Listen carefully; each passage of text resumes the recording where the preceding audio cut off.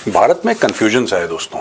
और ये कन्फ्यूजन ये है कि हम लोग भारत में टेररिज्म को बुरा मानते हैं, आतंकवाद को बुरा मानते हैं, लेकिन पाकिस्तान में ये बड़ा नॉर्मल सा है। तो अक्सर भारतीय इस बात को लेकर कंफ्यूज होते हैं कि ये चीज़ नॉर्मल कैसे हो सकती है, ये नॉर्मल कैसे हो सकती है, ये ऐसा किस तरीके से हो सकता है कि एक आतंकवादी को आप स्टेज पे बैठाएं, उस पर फूल माला बरसाएं, उसको इज्जत बख्शें और बोलें कि साहब ये तो हमारा हीरो है। ये ऐसा कैसे हो सकता है? और यही जो एक असमंजस है एक इंडियन दिमाग में, भारतीय दिमाग में, आज उसके बारे में बात करते हैं दोस्तों। कसूर शहर है पाकिस्तान में, कसूर पाकिस्तानी पंजाब में, और वहां पे मलिक अहमद खान जो पंजाब असेंबली के स्पीकर हैं, which means that he is at a cabinet minister portfolio level, उस लेवल पे हैं। उनका नाम है मलिक अहमद खान। ये पंजाब असेंबली के स्पीकर हैं पाकिस्तान में। ये स्टेज पे बैठते हैं and he is seen with लश्कर तैयबा के डिप्टी चीफ सैफुल्ला कसूरी। 28 मई को कसूर में मीटिंग होती है, सैफुल्ला कसूरी के साथ ही बैठे हैं पंजाब असेंबली के स्पीकर। अच्छा, यहां पे ये मैं आपको बताता चलूं कि यूएन डेजिग्नेटेड टेररिस्ट है सैफुल्ला कसूरी। लश्कर तैयबा का कुछ लोग कहते हैं नंबर 2 है। ये यूनाइटेड नेशंस का एक डेजिग्नेटेड टेररिस्ट है, खुल के। और सिर्फ घूम नहीं रहा, कई लोग ये भी कहते हैं ना कि यार पाकिस्तान ये कहता है कि हाफिज सईद को 35 साल के लिए जेल में डाल दिया। अगर उसको 35 साल के लिए जेल में डाल दिया या उसको बहुत समय के लिए जेल में आपने डाल दिया, तो खुला कैसे दंदनाता फिर रहा है, वो स्पीचेस दे रहा है, ये कर रहा है, पूरा प्रोटोकॉल मिल रहा है। दोस्तों यही पाकिस्तान की मैं आपको बताऊं कि जहां तक दहशतगर्दी की बात है, वो तो दहशतगर्दाना खूबसूरती है पाकिस्तान की, राइट। पाकिस्तान ने पैसों के लिए, अपने फायदे के लिए टेररिज्म को अपने स्टेट क्राफ्ट में इतना ज्यादा घुला मिला लिया है कि अब फर्क नहीं है पाकिस्तान में पॉलिटिशियन कौन है, आर्मी का जनरल कौन है, दहशतगर्द कौन है। इन तीनों के बीच में अब जो लाइंस हैं, जो रेखाएं हैं बीच में, वो धुंधली हो चुकी हैं। तो सैफुल्ला कसूरी एक वांटेड क्रिमिनल है, एक वांटेड टेररिस्ट है। यूनाइटेड नेशंस कहती है कि ये वांटेड टेररिस्ट है, यूनाइटेड नेशंस उसको ढूंढ रही है, अमेरिका उसको ढूंढ रही है, लेकिन पाकिस्तान में वो पंजाब असेंबली के स्पीकर के साथ स्टेज पे बैठता है और दुनिया देख रही है कि स्टेज पे बैठा है वो। और पाकिस्तानियों से जब ये पूछते हैं, या स्पीकर साहब से, खान साहब से ये पूछा जाता है कि साहब एक बात बताइए, ये ऐसा क्यों है कि आप एक नॉन दहशतगर्द के साथ आप स्टेज शेयर कर रहे हैं? तो कहते हैं कि यार कोई प्रूफ नहीं है इसके खिलाफ, अभी तक कोई सबूत नहीं मिला, और वैसे भी हम दोनों का रिश्ता कसूर शहर का है। वो कहते हैं कि ये भी कसूर के हैं और हम भी कसूर के हैं, तो दोनों कसूर शहर के हैं, तो हमारा एक रिश्ता तो है ही। मुझे कॉल्स आते हैं, पता है, इंडिया में कई लोग, और ये समझ नहीं पाते इंडियंस, बड़ा कंफ्यूजन है भारत में कि साहब पाकिस्तान की पार्लियामेंट में ओसामा बिन लादेन को शहीद कैसे कह देते हैं लोग। परवेज मुशर्रफ अपने इंटरव्यू में ये कैसे कह देते हैं कि हाफिज सईद और ओसामा बिन लादेन कौम के हीरो हैं। दोस्तों, और ये खासतौर से जो इंडियन ऑडियंस है, मैं आपको बताना चाह रहा हूं कि ये बड़ा नॉर्मल है पाकिस्तान में, और पाकिस्तानी इस तरीके से पले बड़े हैं कि उनको गलत भी नहीं लगता। एक जमाना था जब हो सकता है उनको लगता हो कि यार थोड़ा सा ये फ्रिंज एलिमेंट है, इनसे दूर रहो, लेकिन पाकिस्तान का बच्चा इन लोगों को सेलिब्रेट करता है। आपको एक बात समझनी पड़ेगी कि जब आसिम मुनीर ये कहते हैं कि साहब भारत और पाकिस्तान बहुत अलग हैं, तो he is not wrong when he says that he can't imagine, और Pakistan can not imagine a future with Hindus. वो अपनी सच्चाई बयान कर रहे हैं, and I think we must appreciate the fact that field marshal Asim Munir is telling the truth. ये उनकी सच्चाई है। आपको ना पसंद आए वो अलहदा बात है, आपको नहीं हजम हो वो अलहदा बात है, लेकिन ये पाकिस्तान की सच्चाई है। Pakistan was born out of hate, नफरत में पैदा हुआ है पाकिस्तान, कोई मोहब्बत में पैदा नहीं हुआ पाकिस्तान। तो पाकिस्तान नफरत से पैदा हुआ है, वहां से नफरत निकलेगी। अब मैं आपको एक दो बातें और बड़ी इंटरेस्टिंग बताता हूं। वीडियो फुटेज जो रैली की थी वो दिखाती है कि कसूरी के इर्द गिर्द जो टेररिस्ट था, आर्म्ड गार्ड्स थे, वो अमेरिकन M4 कार्बाइन्स लेके वो घूम रहे थे, और उनके ऊपर फूल बरसाए जा रहे थे, और उनको कॉन्करर ऑफ इंडिया कि हिंद फतेह कर दिया, पता नहीं कैसे हिंद फतेह कर दिया, लेकिन वो पाकिस्तानी मानते हैं तो मानते हैं तो मानते हैं। आप और मैं कुछ नहीं कर सकते अगर वो मानते हैं तो। कल वो ये मानना शुरू कर दें कि लश्कर तैयबा ने रूस फतेह कर दिया, चीन फतेह कर दिया, अमेरिका फतेह कर दिया, तो आप और मैं कुछ नहीं कर सकते। वो मानते हैं, वो मानते हैं। वहां पे खुलेआम ये कहा गया कि लश्कर तैयबा ने शेख हसीना को बांग्लादेश से निकाल दिया। अब ये सारी चीजें हैं, these are beyond fantastic, beyond the realm of possibility. लेकिन पाकिस्तानी इन सब चीजों पर विश्वास करते हैं, भरोसा करते हैं, क्योंकि उनको ऐसा ही सिखाया गया।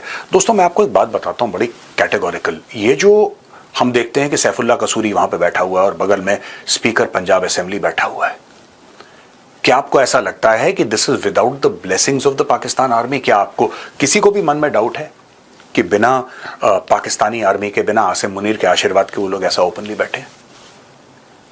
पर फिर ये दुनिया की ताकतें ऐसा अलाउ क्यों करती हैं? मैं आपको बताता हूं दोस्तों।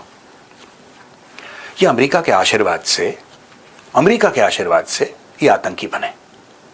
1979 से 89 पे जब पहला अफगान जिहाद हुआ, तब ये आतंकी पाकिस्तान में पैदा करे। पाकिस्तान ने पैसे लिए, पाकिस्तानी फौज ने पैसे लिए, जियाउल हक ने पैसे लिए, मोटे पैसे लिए, अरबों डॉलर लिए, और ये जिहादी इंफ्रास्ट्रक्चर तैयार किया गया। और यही पाकिस्तान की यूटिलिटी है अमेरिका की आंखों में। अदरवाइज क्या यूटिलिटी है पाकिस्तान की? पाकिस्तान ऐसा क्या बनाता है? और पाकिस्तान को ऐसा गम भी नहीं है, पाकिस्तान को ऐसा कोई दुख भी नहीं है कि पाकिस्तान कुछ नहीं बनाता। पाकिस्तान का कोई ऐसा ह्यूमन रिसोर्स नहीं है जो दुनिया में जाए और खड़का दे कि भाई इतना तगड़ा है, किसी फॉर्च्यून 500 कंपनी का एमडी या सीईओ बन गया, या कोई उसने वैक्सीन बना दिया, कोई सॉफ्टवेयर बना दी, कोई चीज इजाद कर दी। ऐसा तो किसी पाकिस्तानी ने कभी करा नहीं। एक बेचारा था, वो अहमदी निकला, तो उसको वैसे ही उसकी कब्र भी बनने नहीं दी ठीक से। तो उसके अलावा आप देखिए, पाकिस्तान ने 78 ईयर्स ऑफ हिस्ट्री में कुछ प्रोड्यूस नहीं करा है। 78 साल पुराना पाकिस्तान है और 0 बटा सन्नाटा, 0 बटा नील है पाकिस्तान का ट्रैक रिकॉर्ड। तो पाकिस्तान का जो पावर है, जिसको अमेरिका चाहता है, वो यही जिहाद है कि जाके फट जाओ कहीं पे। तुम्हें 72 हुर्रे मिलेंगी, तुम जाके कहीं फट जाओ। तो सारे के सारे पाकिस्तानी फटने के चक्कर में लगे, क्योंकि और क्या करेंगे? अगर वो पीएचडी भी करेगा तो फटेगा वो। देखिए, at the event, terrorists openly boasted about the role in stirring protests against former Bangladesh PM Sheikh Hasina, forcing her to flee and seek refuge. समझ गए कि जो भी कराए बांग्लादेश में लश्कर तैयबा ने कराया। वहां पे मोहम्मद यूनुस कह रहा है मैंने कराया।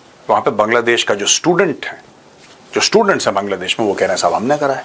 अब किसने करा ये तो भगवान ही जाने किसने करा है, लेकिन Lashkar Taiba is the latest to claim credit कि सब बांग्लादेश में हमने ये कर दिया। और वहां पे जो भोलारी एयरबेस है दोस्तों, ऑपरेशन सिंदूर के दौरान जिसको बहुत मार पड़ी थी, भोलारी एयरबेस को अब ये पता लग रहा है सैटेलाइट इमेजेस से कि एयरबेस के मेन स्ट्रक्चर को, जो टापुलन होता है जिसको हिंदी में हम लोग तिरपाल भी कहते हैं, तिरपाल से पूरा का पूरा ऊपर से इन्होंने ढक दिया है।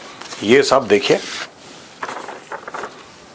Damien Simon, a geointelligence researcher at the Intel lab, posted a satellite image on his X handle showing tarpaulin covering the hangar at the airbase. Earlier, Kawa Space had shared bomb damage assessment (BD) images of the Bholari base, which showed visible impact on a hangar. तो अब क्या है कि इनको पता है कि सबूत मिल रहा है, दुनिया सैटेलाइट इमेजेस डिस्कस कर रही है।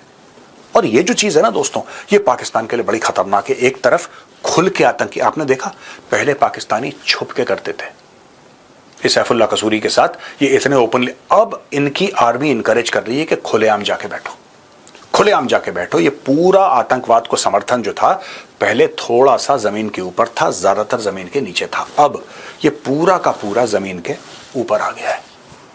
भोलारी एयरबेस को पूरी तरीके से कवर कर दिया गया है कि अगर सैटेलाइट से कुछ इमेज आप लीजिए तो आपको प्लेन दिखे, वहां पे आपको तिरपाल दिखे, वहां पे कुछ ना दिखे, आपको पता भी ना लगे, और आप बोले बिल्कुल ठीक है। और नीचे से वो लोग पूरा का पूरा एयरबेस रिपेयर कर रहे हैं।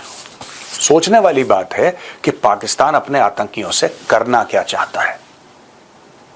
The answer is very simple, क्या करना चाहता है? यही आतंकी दोस्तों भारत में आएंगे और यही आतंकी फिर भारत पे हमला करेंगे, और वही history will repeat itself. China बोलेगा हम पाकिस्तान के साथ खड़े हैं, भारत फिर से एक ऑपरेशन लॉन्च करेगा। देखिए, मुझे ऐसा लगता है कि पाकिस्तान को सबक सिखाने के लिए ऑपरेशन सिंदूर एक अच्छा टूल था, लेकिन जब तक पाकिस्तान के अंदरूनी हालात भारत नहीं समझेगा, भारत की एजेंसियां पाकिस्तान के अंदर के हालात नहीं समझेंगी अच्छे तरीके से, स्टडी नहीं करेंगी पाकिस्तान के किस तरीके से पाकिस्तान की फॉल्ट लाइंस क्या हैं, तब तक पाकिस्तान इसलिए काबू में नहीं आ रहा क्योंकि पाकिस्तान बड़ा मजबूत है, पाकिस्तान बड़ा तगड़ा है। पाकिस्तान इतना बड़ा न्यूसेंस है, पाकिस्तान वो जिसको कहते हैं पागल भेड़िया है, पागल कुत्ते की किस्म से है पाकिस्तान, जो कि अपने मालिकों के लिए बोटी लेके दूसरों को काटता है।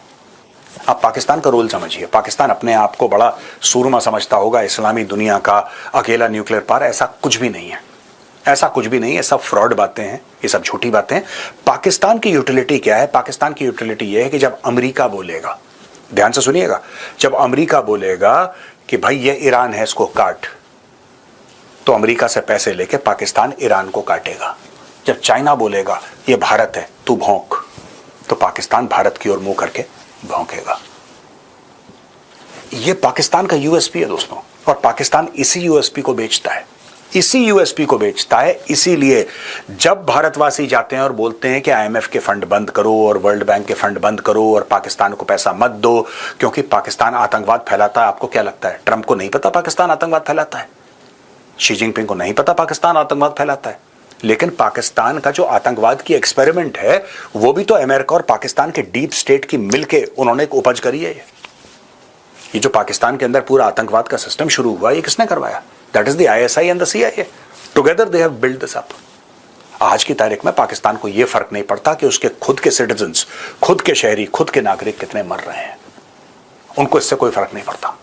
पाकिस्तानी अगर 100 भी चले जाएं इस दुनिया से, अगर एक भारतवासी को खरोच आ जाती है, that is a cause of celebration in Pakistan. तो ये ऐसा मुल्क है दोस्तों जहां पे पंजाब की असेंबली का स्पीकर बैठता है एक यूएन डेजिग्नेटेड टेररिस्ट के साथ, और पूरी 25 करोड़ की कौम तालियां पीटती है और कहती है देखो ये हमारे हीरो हैं। This is the story of Pakistan.